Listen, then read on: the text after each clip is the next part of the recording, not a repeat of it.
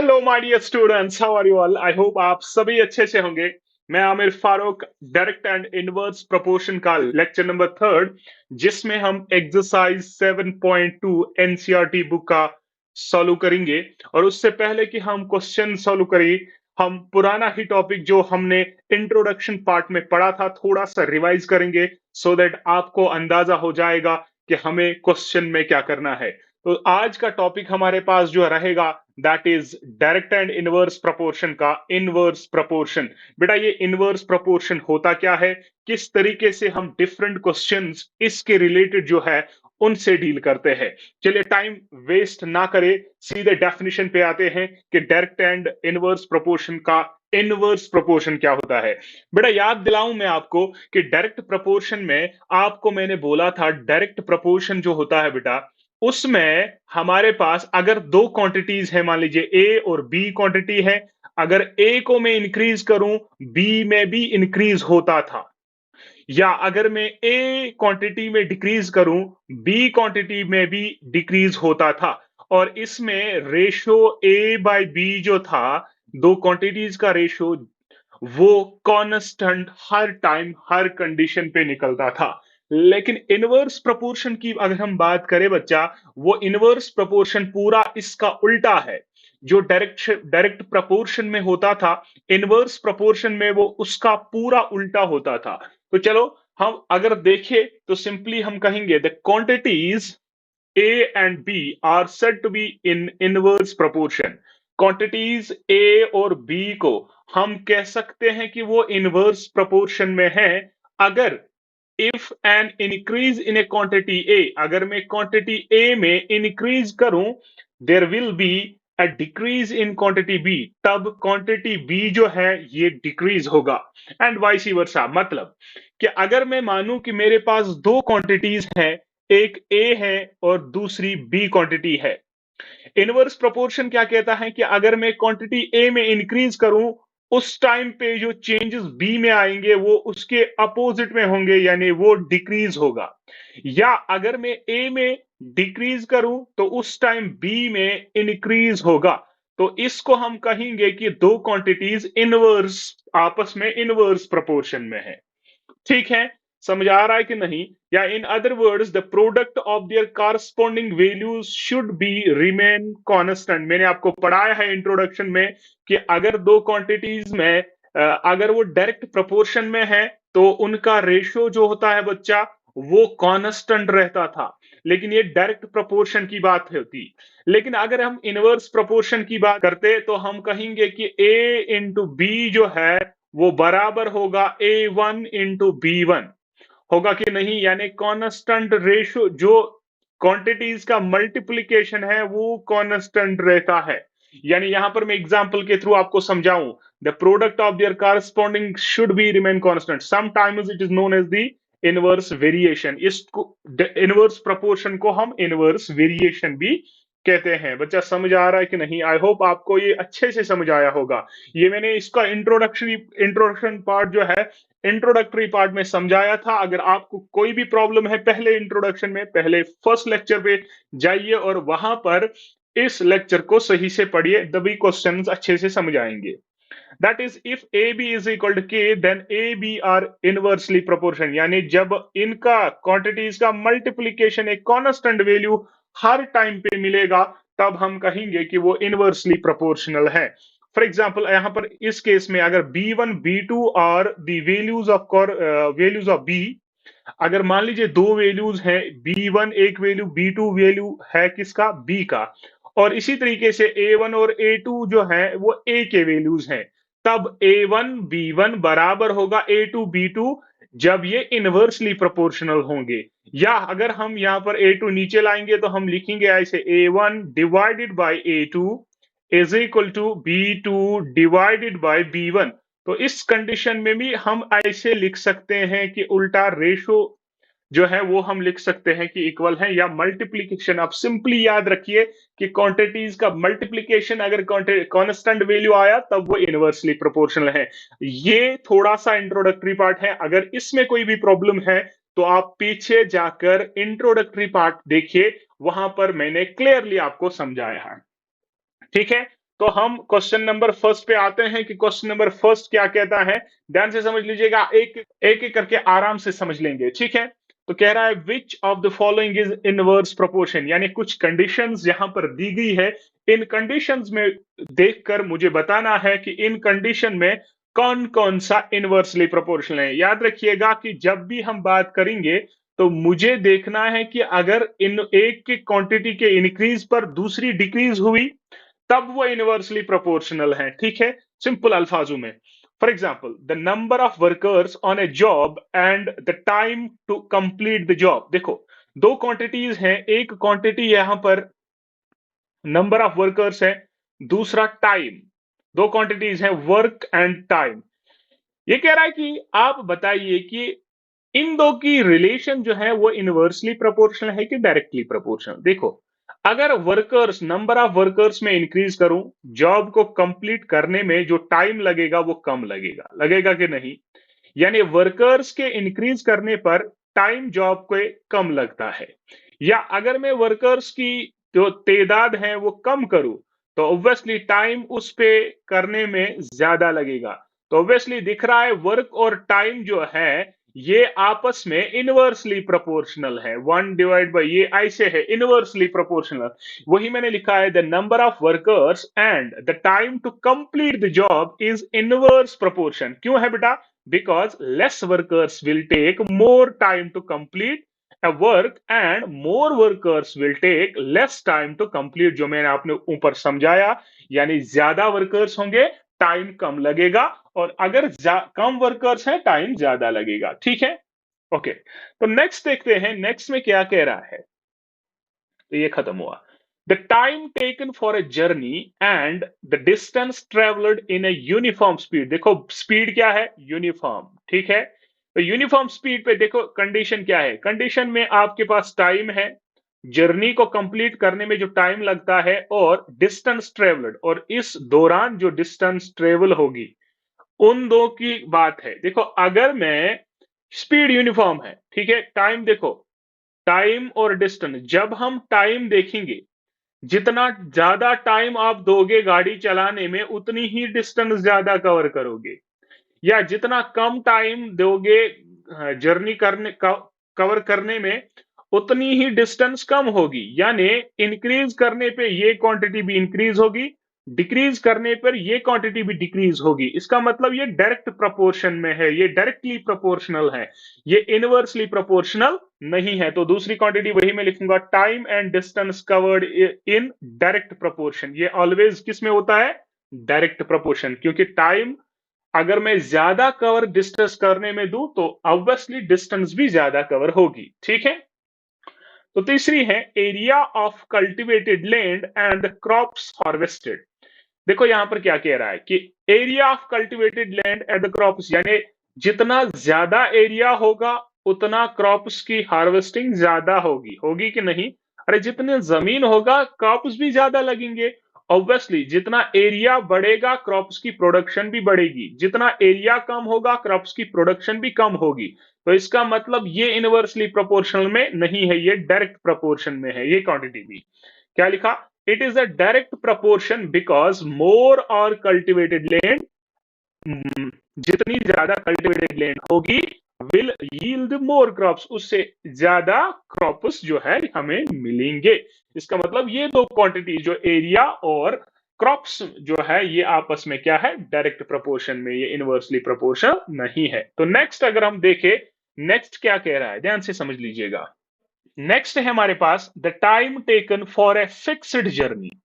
देखो क्या है? Fixed journey and the speed of the vehicle, यानी क्वांटिटी फिक्स्ड जर्नी है तो इस पे दो कंडीशंस क्या है कि टाइम टेकन, कितना टाइम लगेगा एक फिक्स्ड जर्नी को कवर करने में, स्पीड ऑफ व्हीकल के साथ। यानी इसका मतलब है जितनी ज्यादा स्पीड होगी उतना कम टाइम लगेगा। यानी अगर मैं टाइम इंक्रीज करूं तो इसका मतलब स्पीड डिक्रीज हुई होगी, स्पीड कम हुई होगी, ज्यादा टाइम लगेगा। या अगर मैं टाइम जो है कम लगाऊं इसका मतलब जो है स्पीड इंक्रीज हुई होगी। इसका मतलब ये आपस में इनवर्सली प्रोपोर्शनल है। जितनी स्पीड बढ़ेगी उतना टाइम कम लगेगा, जितना टाइम कम लगेगा उतनी स्पीड ज्यादा होगी। ठीक है, तो वही है, time and speed are inverse proportion because if time is less speed is more. अगर टाइम ज्यादा ज्यादा होगा तो स्पीड कम होगी, और अगर टाइम कम होगा तो स्पीड ज्यादा होगी। ठीक है, नेक्स्ट हमारे पास है लास्ट पार्ट इस क्वेश्चन नंबर 1 का, that is the population of a country and the area of land पर पर्सन। देखो यहां पर ध्यान से समझ लीजिएगा, population of a country, population country की, पॉपुलेशन कंट्री की, और area of land, area of land individual person का, एरिया ऑफ लैंड। देखो जितनी पॉपुलेशन कम होगी, जितनी पॉपुलेशन कम होगी, एरिया इंडिविजुअल पर्सन को ज्यादा मिलेगा। जितना जितनी पॉपुलेशन ज्यादा होगी, इंडिविजुअल पर्सन को लैंड जो है रहने के लिए कम मिलेगी। तो अब दिख रहा है डायरेक्टली ये क्या है, इनवर्सली प्रोपोर्शनल। तो ये वही लिखा, it is the inverse proportion if the population of the country, अगर कंट्री की पॉपुलेशन इंक्रीज होगी, एरिया जो इंडिविजुअल पर्सन को मिलेगी वो कम होगी। होगी कि नहीं? तो ये क्वेश्चन नंबर 1 में था। इससे आपको अंदाजा हुआ होगा कि हम डायरेक्ट और इनवर्स प्रोपोर्शन में क्वेश्चन से कैसे डील करते हैं। ठीक है, तो ये था क्वेश्चन नंबर 1। चलिए क्वेश्चन नंबर 2 देखते हैं कि क्वेश्चन नंबर 2 क्या कह रहा है और किस तरीके से हम इस चीज को काउंटर कर सकते हैं। ध्यान से समझ लीजिएगा, क्वेश्चन आसान है, सिर्फ हमें ये देखना है कि क्वेश्चन में क्या कह रहा है। वंस आपको ये समझ आया ना क्वेश्चन में क्या कह रहे हैं, तो आप आराम से करोगे। ठीक है, देखिए क्वेश्चन में कह रहा है, question number 2, in a television game show, एक शो है गेम शो, ठीक है, ध्यान से समझ लीजिएगा। If the prize money of 1 lakh rupees is divided equally amongst the winners. 1 lakh रुपए प्राइज मनी है, ये 1 लाख रुपए जो है ना इक्वली विनर्स में बांटने हैं।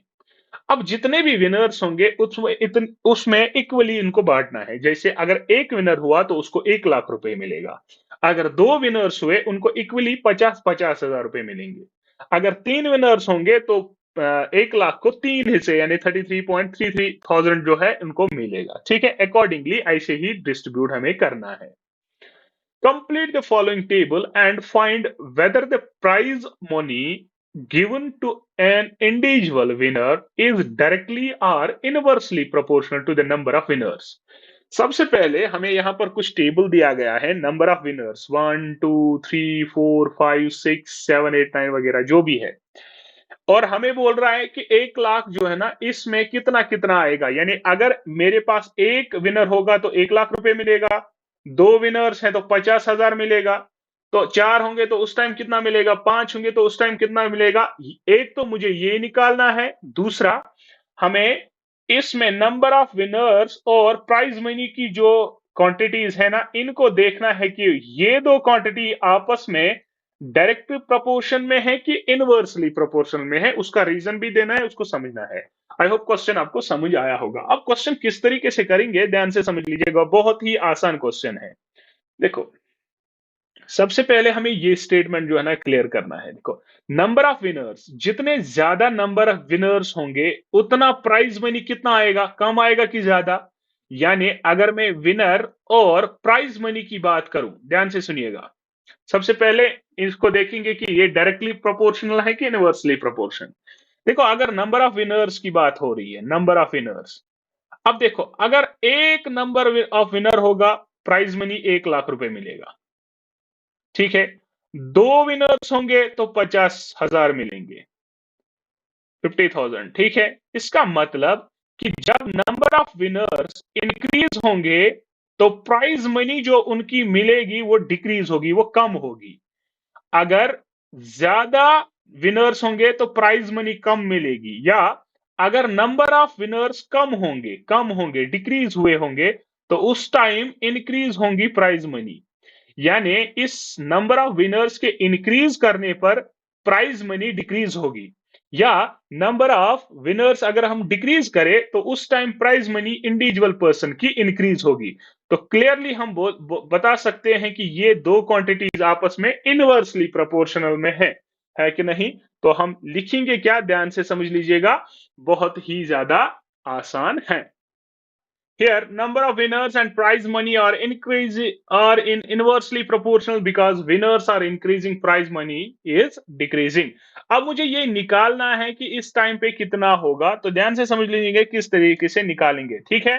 तो फर्स्ट वन में होंगे, तो हम इस तरीके से लिखेंगे पार्ट फर्स्ट पे, when number of winners when number of winners are 4, each winner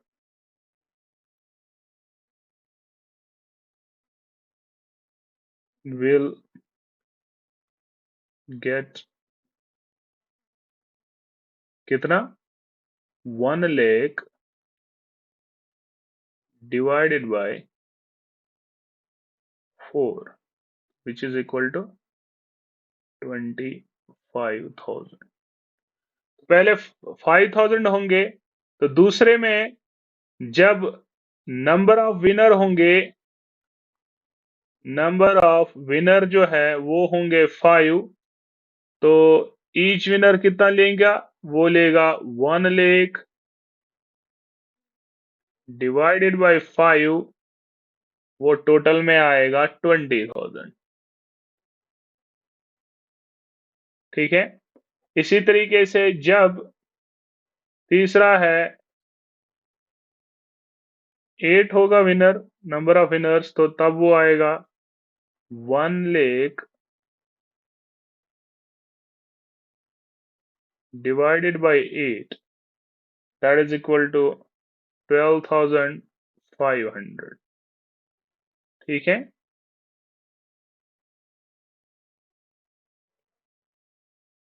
जब नंबर ऑफ विनर्स 10 होंगे, तो उस टाइम जो प्राइज मनी हर एक को मिलेगा वो मिलेगा 1 lakh divided bye 10, this and this cancel, तो वहां पर आएगा 10,000, ठीक है? पांचवा होगा नंबर ऑफ विनर्स होंगे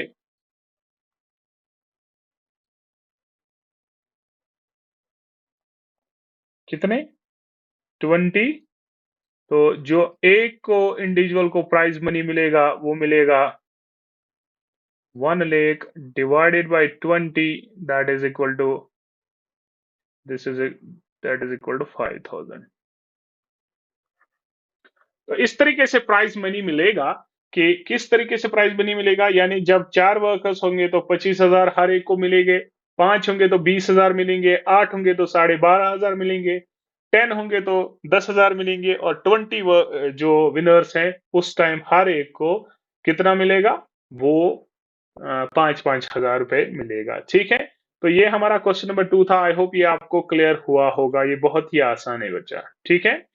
नाउ अगर हम क्वेश्चन नंबर 3 देखेंगे, क्वेश्चन नंबर 3 क्या है, बहुत ही आसान है, सिर्फ समझना है कि क्वेश्चन में क्या हो रहा है और किस तरीके से हो रहा है, ठीक है?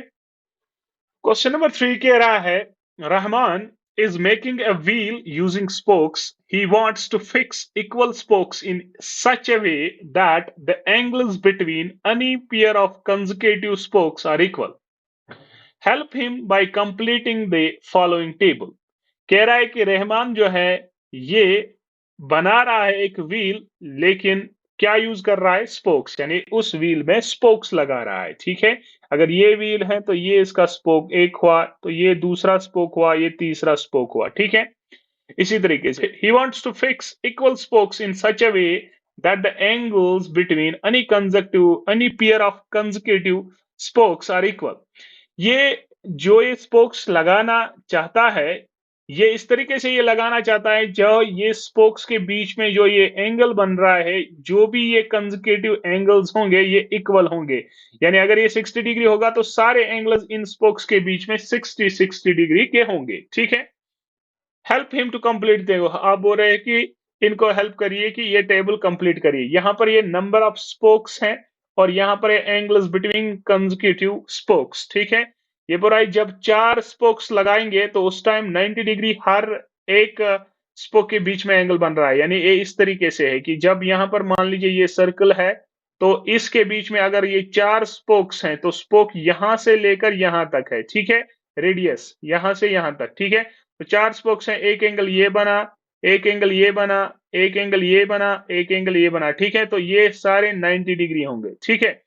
इसके बाद ये बोल रहा है कि जब 6 स्पोक्स होंगे तो 60 डिग्री होगा, 8 जब होंगे नंबर ऑफ स्पोक्स तब कितने एंगल्स बनेंगे उन स्पोक्स के बीच में, 10 होंगे तो उसके उस टाइम कितना एंगल होगा, 12 होंगे तो उस टाइम कितना एंगल होगा, ठीक है। साथ साथ कुछ और क्वेश्चन यहां पर दिए गए हैं, इनके साथ साथ कह रहा है are the number of spokes and the angles formed between the pair of consecutive spokes are inversely proportion.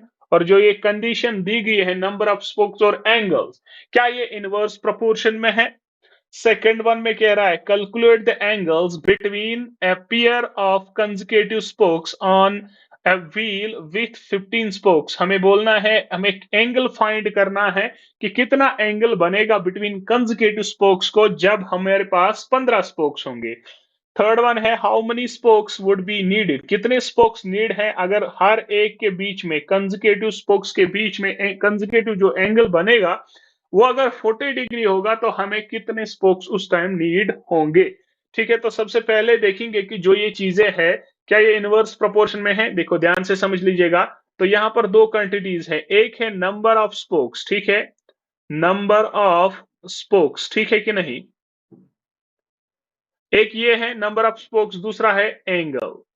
देखो ध्यान से समझ लीजिएगा, मेजरमेंट ऑफ एंगल है, जब एक दो स्पोक्स होंगे तो 180 डिग्री एंगल बनेगा, जब 4 स्पोक्स हैं तो हमारे पास एंगल जो है वो 90 डिग्री बनेगा। यानी कहने का गर्ज यूं है कि जब हम नंबर ऑफ स्पोक्स इंक्रीज करेंगे तो मेजरमेंट ऑफ एंगल छोटा होगा, या जब हम नंबर ऑफ स्पोक्स जो है वो कम लगाएंगे तो उनके बीच में जो एंगल है वो ज्यादा बनेगा, ठीक है।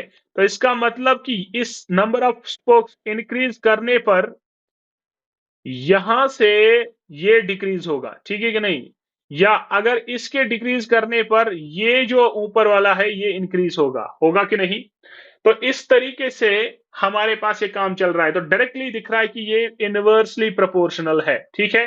तो हम यहां पर डायरेक्टली लिख सकते हैं, हाँ बेटा, कि जो ये कंडीशन है वो क्या है, इनवर्सली प्रोपोर्शनल है। देखिए इस तरीके से हम लिखेंगे, देखो यहां पर लिखा है here the number of spokes are increasing and the angles between the pair of consecutive spokes is decreasing, so it is inverse proportional and angle at the centre of circle is 360। ये मुझे बाद में जरूरत है, तो यहां पर हमें डायरेक्टली पता चला कि ये इनवर्सली प्रोपोर्शनल है। अब यहां पर देखिए, जब नंबर ऑफ स्पोक्स 8 होंगे तो कंसेक्यूटिव एंगल्स कितने होंगे। देखो अगर मेरे पास एक सर्कल ऐसे है तो मुझे पता है सेंटर के बीचों बीच इस पे एंगल कितना होता है, यहां पर ये होता है 360 डिग्री कंप्लीट एंगल, वही लिखा है, सेंटर पे जो एंगल होता है बच्चा वो 360 डिग्री होता है, ठीक। अब यहां पर देखो अगर 8 स्पोक्स होंगे, जितने नंबर ऑफ स्पोक्स होंगे वो उतने ही हिस्से होंगे इस वाले एंगल को, यानी सिंपली अगर 360 को डिवाइड बाय 8 करेंगे वहां पर जो एंगल निकलेगा उतना ही मेजरमेंट एंगल्स का बनेगा जितने नंबर ऑफ स्पोक्स होंगे, ठीक। अब जब 10 होंगे तो 360 को 10 करेंगे डिवाइड तो वहां से 36 डिग्री एंगल निकलेगा, जब 12 होंगे तो बेटा वहां पर 30 डिग्री एंगल निकलेंगे 360।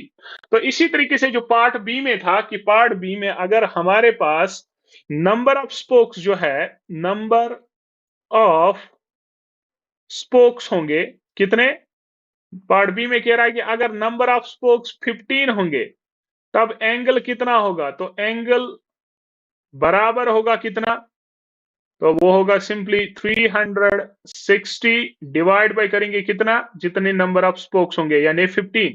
तो अगर हम इस तरीके से डायरेक्टली करेंगे तो मुझे निकलेगा कि यहां पर एंगल कितना होगा जब हमारे पास नंबर ऑफ स्पोक्स कितने होंगे, 15 होंगे, ठीक है, 24 डिग्री, यानी 24 डिग्री मेरे पास आएगा एंगल जब 15 स्पोक्स होंगे। अब यहां पर ध्यान से समझ लीजिएगा, सेम इसका उल्टा। अब नेक्स्ट में क्या कह रहा है, यहां पर क्वेश्चन कह रहा है कि how many spokes would be needed, अगर एंगल वहां पर अब 40 डिग्री होगा यानी between two spokes 40 degree angle होगा तब स्पोक्स कितने नीड होंगे। तो ध्यान से समझ लीजिएगा, तो आराम से हम निकाल सकते हैं ऐसे, देखो, तो हम लिखेंगे ऐसे, the of number of spokes जो बच्चा होंगे, देखो वो कितना होंगे, वो number of spokes would be needed,